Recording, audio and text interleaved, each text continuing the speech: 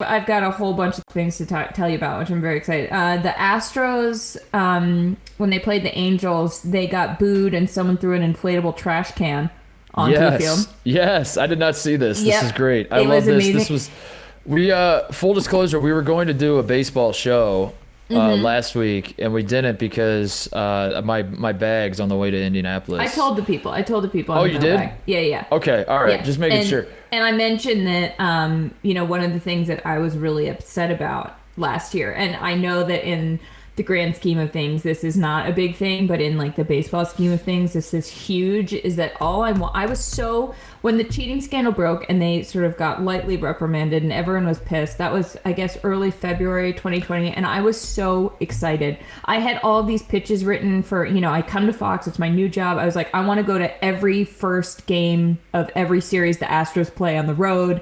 I wanted to see how they got booed. Like, I was just ready to go, and then COVID hits, and I was like, okay, that's not the biggest problem right now, but it's, for me, it's still a problem. And so this year, to start out the season, they've gotten booed everywhere. They played the Angels, it got booed, trash cans.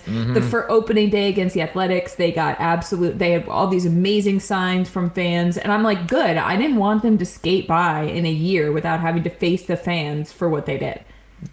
I agree with you. That was what I was gonna say when we were doing the show. The notes I put together for the show we didn't do was like that was number one thing I was looking forward to this year, was seeing if people were still gonna hate the Astros as much as they should. It is great because sports need villains.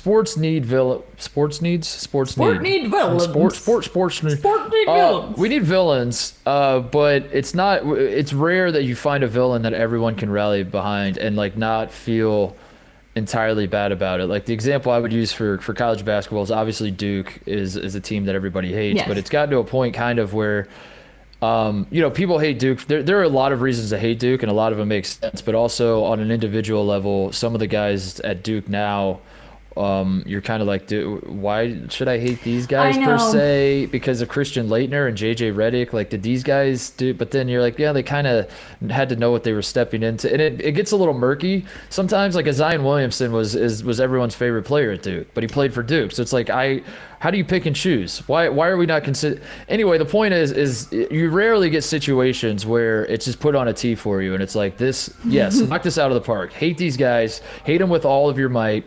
There are very obvious reasons to hate them, and you don't have to feel bad about it, and no one has to feel bad about it. And there's not any Astros fan that's like, I don't understand why you hate us. You're an idiot. Like, you know why we hate everyone. Yeah, you know what I mean? Like, because Duke fans could be like, it doesn't really make sense why you hate us, and they could maybe kind of come close to building a compelling case. Astros fans do not have a single shred of leg to stand on in any of this. So it's like, just shut up and take your medicine. We are going to boo the hell out of you all season and probably next season. And I don't know when it's going to end. I guess like Jose Altuve retires and that'll be it. I don't know. Like, you're going to need a completely new roster before people. I agree. I think this is actually something. When the Pats won the 28-3 Super Bowl and everyone was livid, and it was like, there's clearly a bad guy. How did they cheat to win that one? I forget. It all runs together. Was that the Spygate or the Deflate? Do not test me. Which one was that? Was that Deflategate? That might have been. Which one was? That was Deflategate year. That was I think. Oh my God. Anyway, whatever. I remember being in the Patriots locker room after, and like the country is pissed, and you had guys like Martellus Bennett sitting there with his little kids on his lap, and they were so happy, and I was like, oh my God. Like, the problem with hating teams is that then you get these, really lovely people who are on and I'm sure there are lovely people on the Astros, but as a team, they collectively decided to cheat in a way that, like, okay, whatever, you cheat at Monopoly, fine. You cheat at a World Series and you end other teams, like players on other teams, you end their careers. Like, you cheat against a pitcher and they ruined you, Darvish. Yes. They ruined you, Darvish. Yeah. Exactly. Yeah. And it's like, you should get booed forever for that. And on top of it all, they were not punished in any way, shape, or form. Any tangible Manfred way. Literally said the trophy is a hunk of metal. Who cares? So it falls on the fans because the Astros were not punished. It falls on the fans for some vigilante justice here. Exactly. The fans have to take it in their own hands and throw inflatable trash cans onto the field because Rob Manfred did nothing to stop this.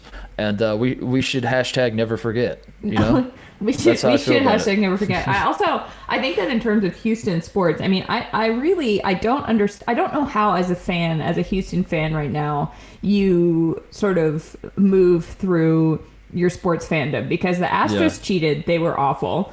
The Houstons have this super messed up internal culture, and then it comes out that there are, 22 lawsuits against Deshaun Watson by women that he, allegedly sexually assaulted or harassed. And then, the Rockets, Harden does this whole thing. So I wonder how, I would love to hear if you're a Houston fan. The University of Houston lost by 1,000 in the Final Four. Exactly. Like, if you're a Houston fan, write into us and tell me, please, how you square all of this in your head, because it's not like, oh, your team's bad, but like they're lovable and there's something romantic about it. It's like, oh, your team, like, they're bad people doing bad things in this situation. And I just want to know what's going through your head. So please let us know. The People Sports Podcast at gmail.com.